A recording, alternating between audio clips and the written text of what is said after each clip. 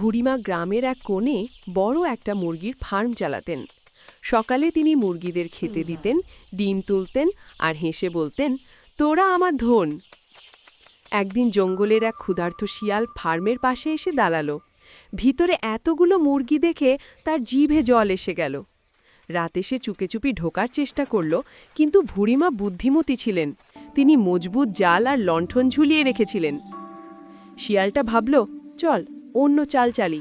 পরের দিন সে ভদ্র গলায় বলল, বুড়িমা, আমি আপনার ফার্ম পাহারা দেব, বিনিময়ে একটু ডিম দিন। বুড়িমা হাসলেন, শিয়াল আর পাহারাদার, তুই তো খেতে এসেছিস।